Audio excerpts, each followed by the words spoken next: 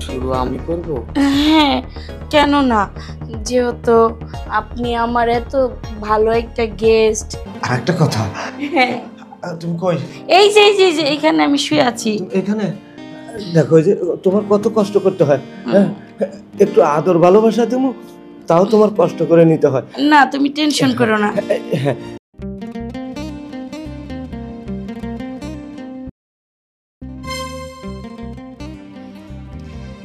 Sir, আপনার কি কিছু লাগবে? আসার সময় নক করে আসবে না? এটা কি বলে দিতে হয়? সরি স্যার, আমার ভুল হয়ে গেছে। আপনার কি কিছু লাগবে স্যার? স্যার, আপনি লাঞ্চ করেছিলেন? এখন তো প্রায় সন্ধ্যা হয়ে গেছে। হ্যাঁ, লাঞ্চ করেছি। ও স্যার, আপনার জন্য ডিনারে অনেক ভালো ব্যবস্থা আছে, তাই? অনেক ধরনের আইটেম আছে। আর স্যার, আপনি কি ভালো কোনো সার্ভিস নিতে চাচ্ছেন? যেহেতু আপনি এখানে হোটেলে রুম ভাড়া নিয়েছেন, সব কিছু আপনি দিয়েই আসছেন ওখানে খরচ। আচ্ছা, কিরকম সার্ভিস? মানে বুঝেন না, আপনাকে যত্ন করা, সেটার কথাই আর কি বলছিলাম। আচ্ছা, মেসেজটা করবে কে?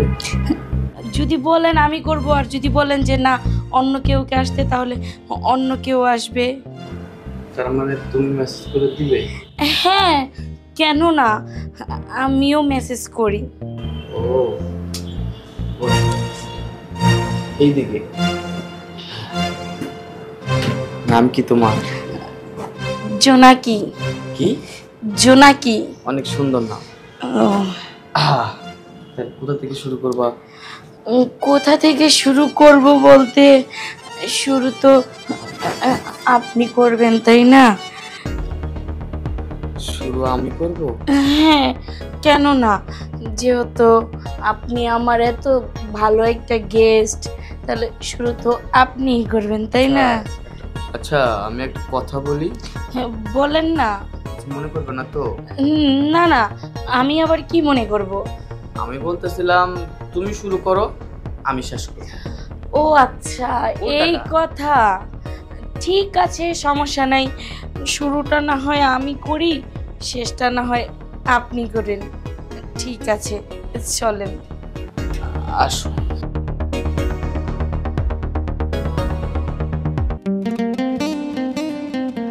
একটা কথা বলতে চেয়েছিলাম। সার্ভিসটা কিন্তু অনেক ভালো। তাই নাকি? এটাই জিজ্ঞেস করতে চেয়েছিলাম যে সার্ভিসটা আপনার কেমন লাগছে। বলতে গেলে এতটুকু বললে ভুল হবে, এতটুকু ভালো লাগছে। তাই নাকি? আচ্ছা, ওহো, লোকটারে বাসায় একা রেখে আসছি, তার ওষুধও নাই, আর সে কি খাইতেছে কি বা করতেছে কিছুই তো জানি না। লোকটা একা একা কিভাবে বা থাকতেছে। না, আমার তাড়াতাড়ি বাসায় যেতে হবে, তার ওষুধ নিয়ে যেতে হবে আমার। আমি এখনই চলে যাই। কিছু ভাবছেন আপনি? না না স্যার, কিছু ভাবছি না, আমার এখন যেতে হবে, বাসায় কাজ আছে। আর শুনেন, এক মিনিট। কথা হলো, আমি তো এই রুমটা বুকিং দিছি একদিনের জন্য না, আমি আরেকদিন থাকতে চাই। তাই নাকি?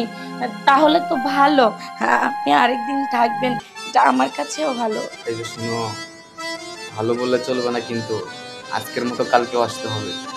স্যার, আপনি একটু বলে দেন যে কালকে কখন আসবো। সেই বিকালের দিক, 4টার দিক। ঠিক আছে, তাহলে আমি কালকে আসবো, ঠিক আছে? তাহলে এখন আমি যাই। যাও। ঠিক আছে, আসি।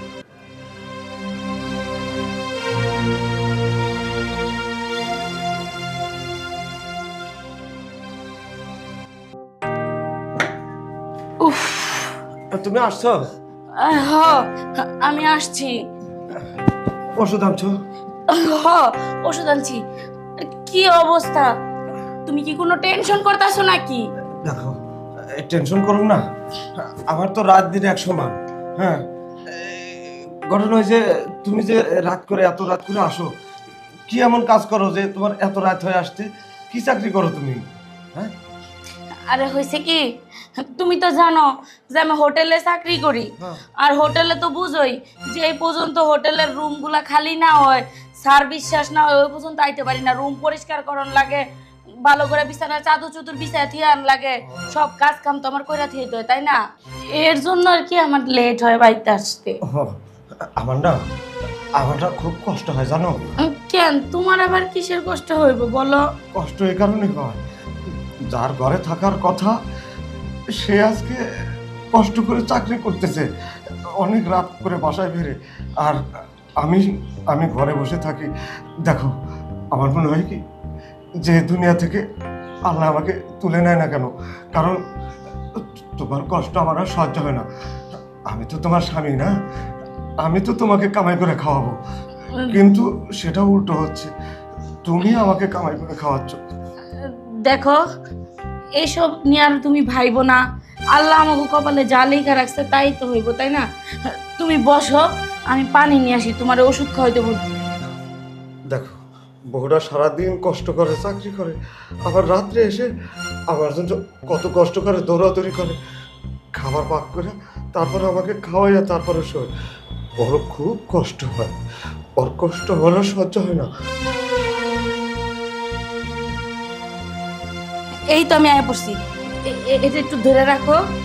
আচ্ছা আচ্ছা।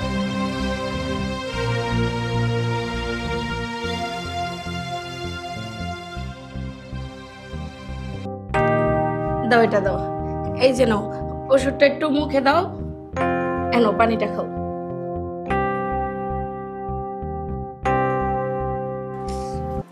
জানো, আমি যখন খাবার খাই না তখন আমার খুব কষ্ট হয়, গলা দিয়ে না খাবার নামতে চায় না। কেন তো হঠাৎ করে একটা অ্যাক্সিডেন্টে আমার চোখ দুটো চলে গেল, আমার ব্যবসা বাণিজ্য সব সব একবারে শেষ হয়ে গেল। দেখো, চোখের মিনিশে আমার সব কিছু নষ্ট হয়ে গেল, টাকা পয়সা ব্যবসা বাণিজ্য সব। এখন তুমি তো আর মেয়ে মানুষের ব্যবসা চালাতে পারবে না, আর আমার চোখের চিকিৎসা করতে করতে তো সব টাকা পয়সা শেষ হয়ে গেল। এখন তোমার খুব কষ্ট হচ্ছে না? তুমি কিছু মনে করো না। আরে তুমি এগুলো কি বলতাছো? আমার কোনোই কষ্ট হচ্ছে না। আর এক সময় তো তুমি আমারে কাজ করে খাওয়াইছো, তখন তো কই এই কথাগুলা বলি নাই। আর এখন আমি যেহেতু কষ্ট করতেছি তোমার জন্য, তাহলে এই কথাগুলো এখন উঠছে কেন? কারণ সুখে দুঃখে দুজন দুজনের পাশে থাকবো, এটাই তো নিয়ম। নিয়ম ঠিক আছে, আমি তো তোমার স্বামী, তাই তো তোমার কষ্টটা আমার সহ্য হয় না। আমার খুব কষ্ট হয় তোমার কষ্ট থেকে, আমি তো দেখতে পাই না। তুমি ঠিক মতো খাওয়া দাওয়া করো নাকি শুকিয়ে গেছো? শোনো, হয়েছে কি, আমি তো টেবিলে খাবার রেখে গেছিলাম, তুমি খাবারটা খেয়েছিলা? হ্যাঁ, খাবারটা আমি খাইছিলাম। তুমি খাই আসছো? হ্যাঁ, আমারও হোটেল থেকে ওনারা খাবার খাওয়াই দিছে। তাহলে এক কাজ করি, তোমার শরীরটা তো বেশি তেমন একটা ভালো না, গাটা গরম গরম লাগতেছে, চলো তোমার নিয়ে আর শোয়াই দিই।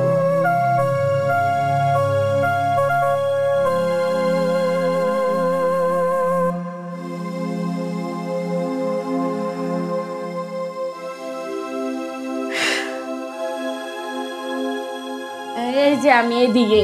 এইদিকে? হ্যাঁ তাহলে শুয়ে পড়ো। হ্যাঁ, সময় তো। আচ্ছা, তোমার একটা কথা কই, কিভাবে যে বলি কথাটা, মানে কি? তুমি তো বুঝতেই পারতেছো কি বলতে চাইতেছি। তুমি তো অন্ধ হয়ে যাওয়ার পর থেকে আমি আর তোমার কাছেও যাই না, আর তোমারে ভালোবাসি না, সেই জন্য আর কি। হঠাৎ করে একটা অ্যাক্সিডেন্টে এসে আমার চোখের আলোটা নিয়ে গেল, আর তারপর থেকে তো আমার শরীর অসুস্থ।